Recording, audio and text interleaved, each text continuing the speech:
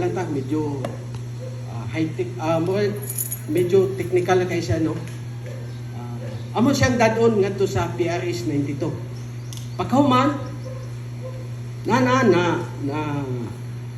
na-recover na ang katong mga mohon. So, ato ni siyang i-delineating ni ang boundary sa Iandi area kini. Pag ma-delineate na siya, so ang magsunod, ang DAR na pod. Sila na'y bahala aning mga luti-lutihan. Ang amo is, i-delineate lang ang area sa alienable and disposable o katong forest land. At doon ay mga luti din nga nasa forest land. So, dili na nato i-appeal. Magpabilin siya nga luti, na siya'y boundary.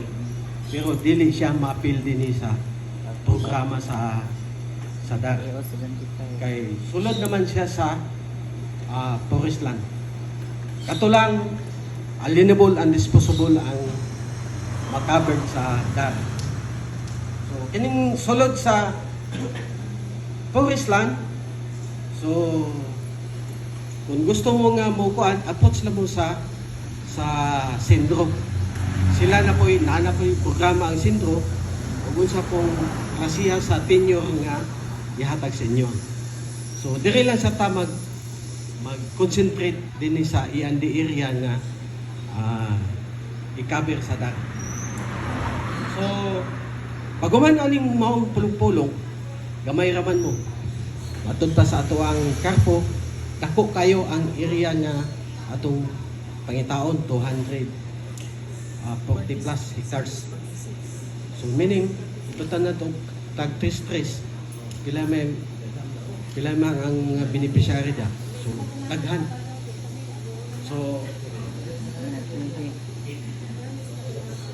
80. So kinahanglan among kabot 20. So daghan pa ang wala diri. Og nay sobra amo ana. No? Kay wa po may yuta po. Swerte kay mo nga ang DAR anaa kanunay sa inyohang iliran. Nga ang yuta sa gobyerno nga dili na matikad nila. So ilang panghatag sa inyo. Swerte kayo ang ato ang kamo, swerte kayo mo. Kami wala man may ma-appeal sa programa sa DAR kay napumbi mo ang yuta. Ilimitahan raman ta sa 3 hektarya. Amo ko 2 hektarya. Kulang pa ari kumukuha sa 1 hektarya diri. No. So inani na lang ang kuan magpa-assessment ninyo katong akong giingon nga karaan nga mga mohon. So, tabang mo sa ato ang survey. Sir, na ko'y nakita dito nga karaan nga mohon sa akong yuta. So amo nga tuod.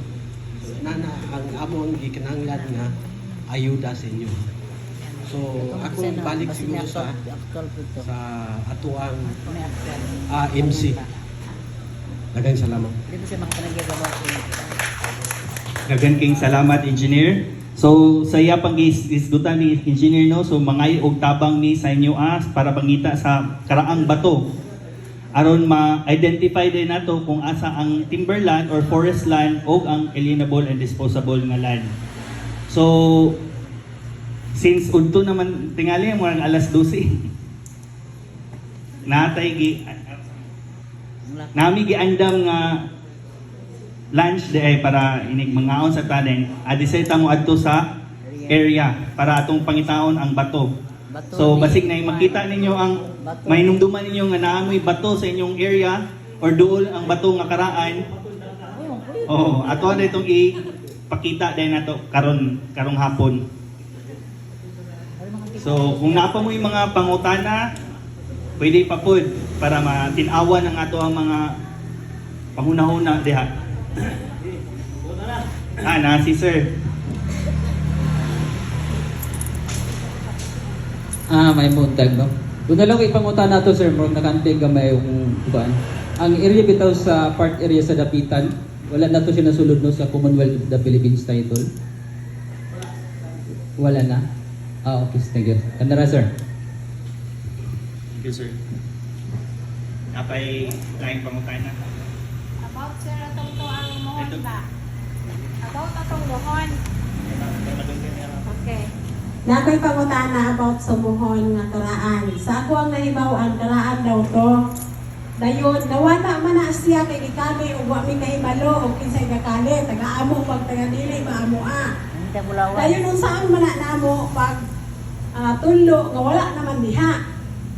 Dayon na ako'y laing nadunggan nga muhon nga karaan ko nasa pinakaibabaw gyud sa yuta ni